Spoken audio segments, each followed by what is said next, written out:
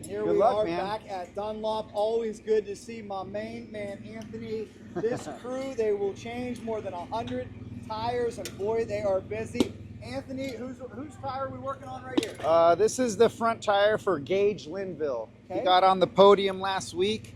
We were just talking earlier. It's kind of cool when you think about it. These guys are under a pop-up tent, little easy up setup, privateers, you know, and get after it and landed on the box. That is cool. It's Yeah. awesome that you're out here helping them out too, because I know they do appreciate that.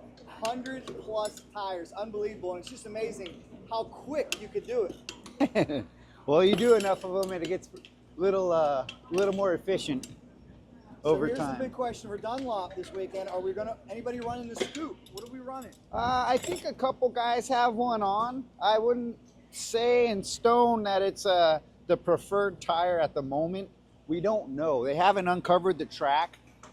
Rumors were that it was a little bit dry when they did cover it up. So, I mean, we'll see how it turns out tomorrow when they pull the cover off. And like I said, with the scoop, there's guys that like it and they'll always do well no matter what conditions they are. But also too, like if you end up getting down to the base, a lot of times the base could be pretty hard.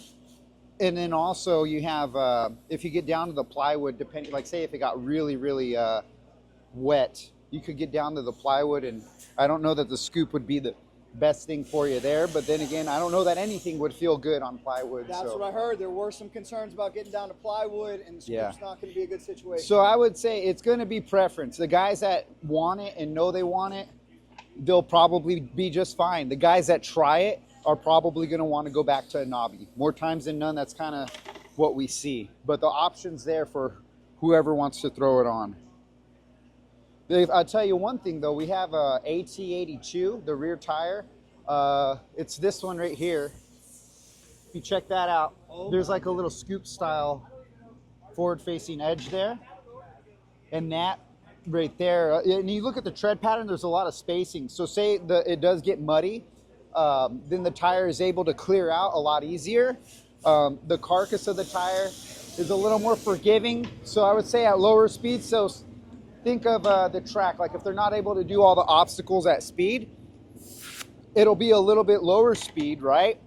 But the tread pattern will provide a little bit better traction in those conditions. And then you're not losing as much, say through the whoops or certain obstacles. If it was at full speed, it might not be as compliant as some of our race tires, but it'll still